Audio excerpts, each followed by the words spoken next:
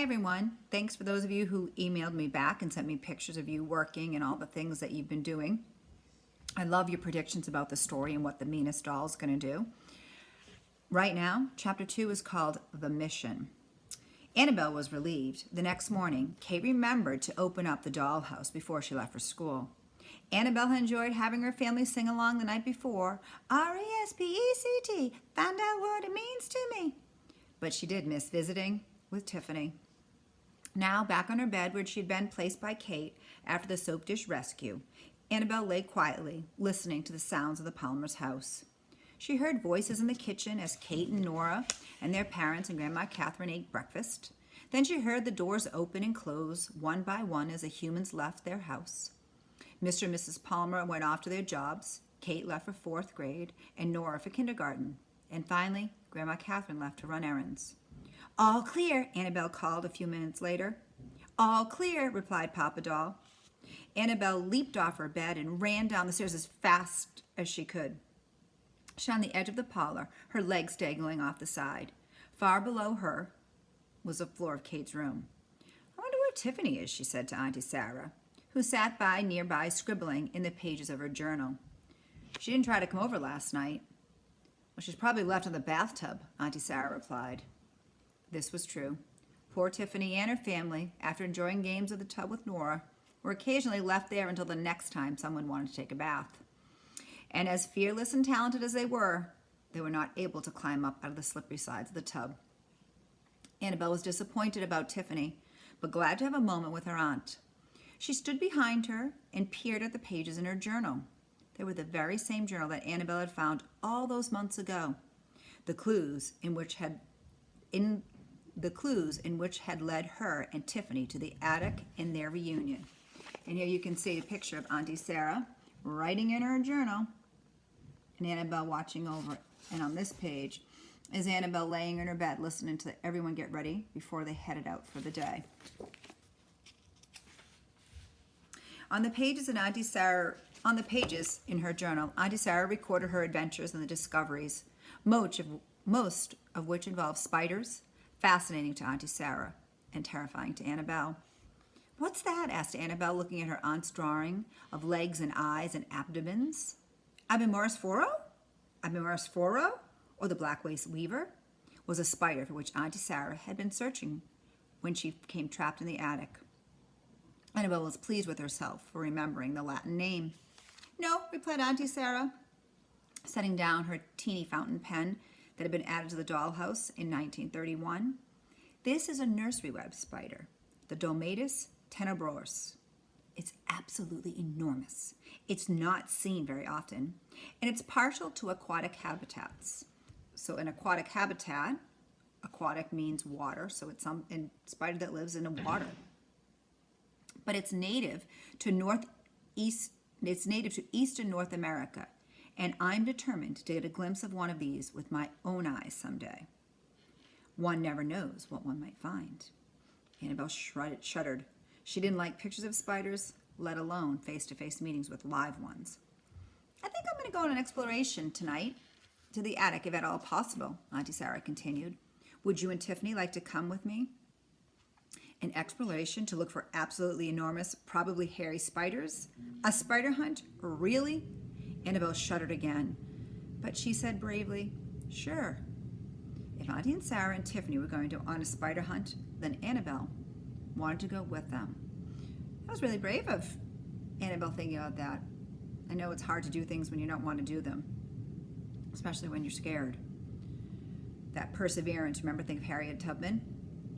The doll's house sat on the shelf in the corner of Kate's room. Below it was a small wooden stool, 4 steps high.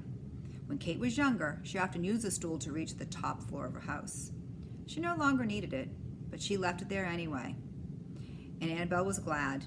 Without the stool, the dolls would have been stranded in their home high above the floor. With the stool, they could venture beyond Kate's room, which Annabelle and Auntie Sarah and Bobby frequently did. The other dolls were content to stay home. On the night after Miami Beach A-Go-Go, Annabelle waited until she was sure the humans were in their beds and sound asleep.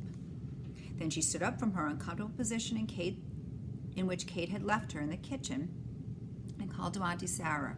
"Can we go now?" she asked. "I think so," replied Auntie Sarah. She slid stiffly off the table. "Let's go see if Tiffany's back in Nora's room." So Annabelle and her aunt called goodbye to the rest of the dolls and made their way down the steps of the stools and darted across the floor of Kate's darkened room. They were rounding the corner into the hallway when they heard a shout. It was Tiffany. "Hey!" she called. Where are you going?" "To the attic," replied Auntie Sarah. On an exploration. Care to join us?" "Definitely." Tiffany took Annabelle's hand as they hurried along toward the attic.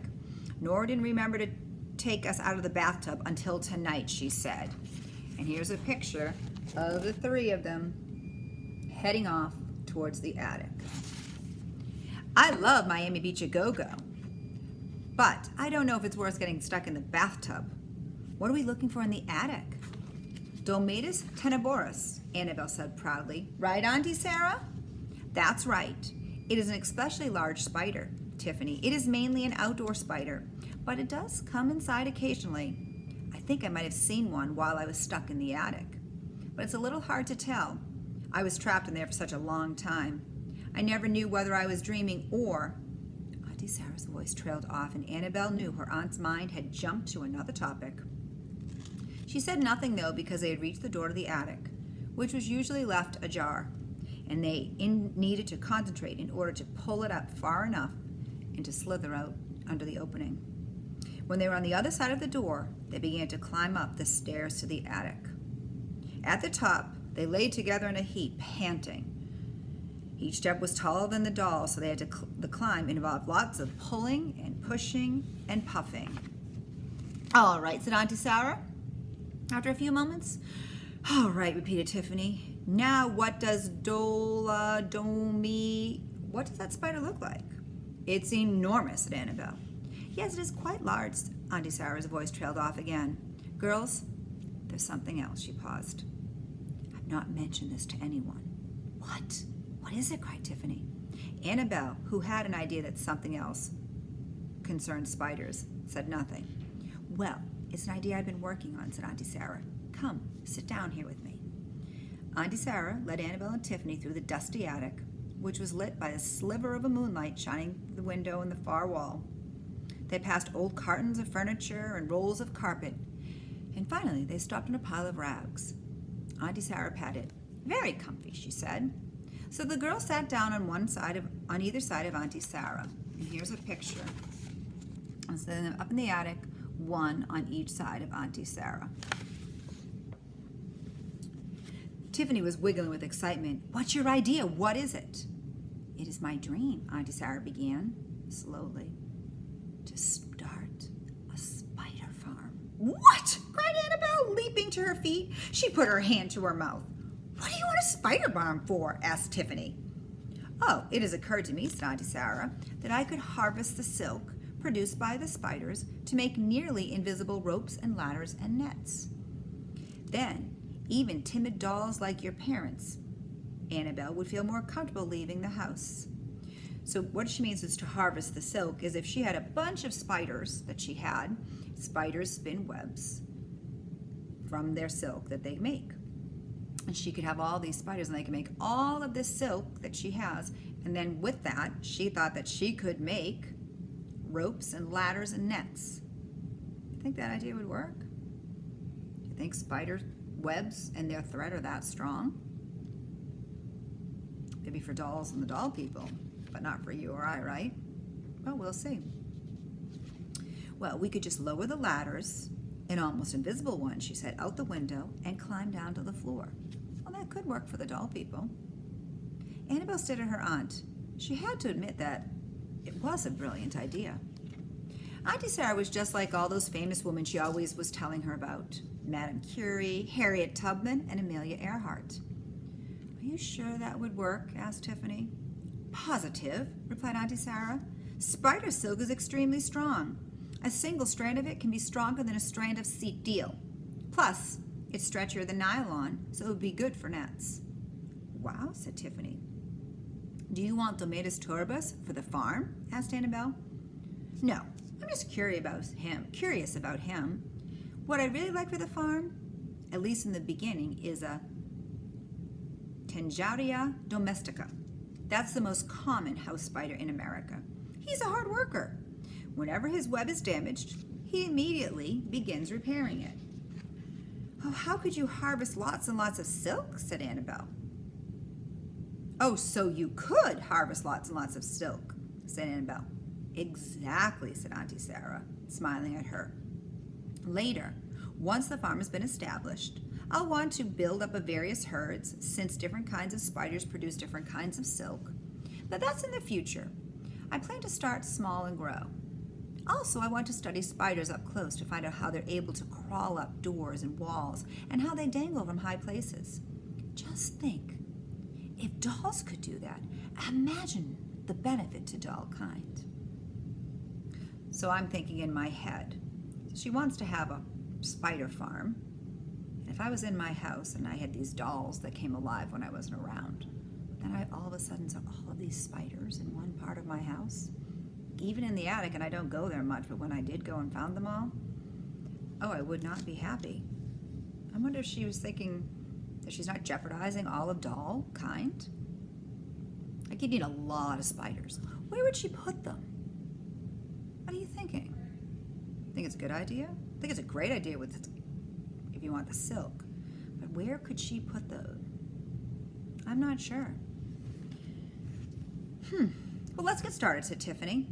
So, we're going to look for a huge spider, or we're going to do something about the farm. Both, replied Auntie Sarah. What I'd like to do tonight is keep a log of the spiders we see. I want to get an idea of how many kinds are up here, for one thing. If we do spot the Domadius tomoris, well, that would be a cause for celebration. So let's start looking. Call me even if you see a spider web. I can tell by the web of what kind of spider that made it. Tiffany and Annabelle and her aunt split up, searching the dark corners of the hidey holes of the attic. Every few moments, someone would call out, "Here's a web!" Or, "What kind of spider is this?" Or, "I see something over there."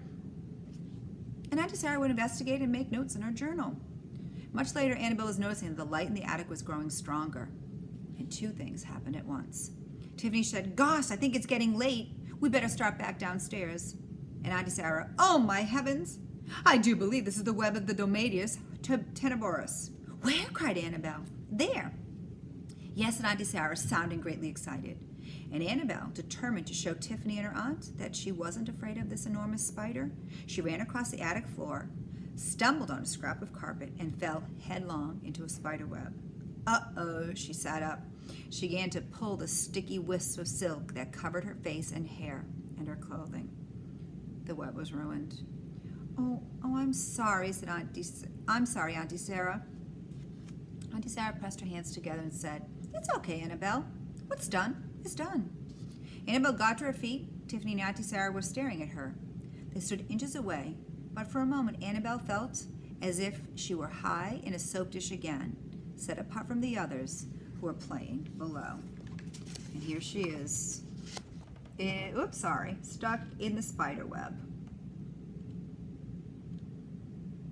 Did you ever get a spider web stuck on you? They are kind of sticky. I was cleaning the attic in my house the other day with James.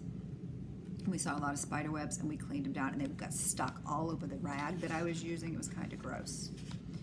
So that is the end of chapter 2, called The Mission. And their mission was that they went to the attic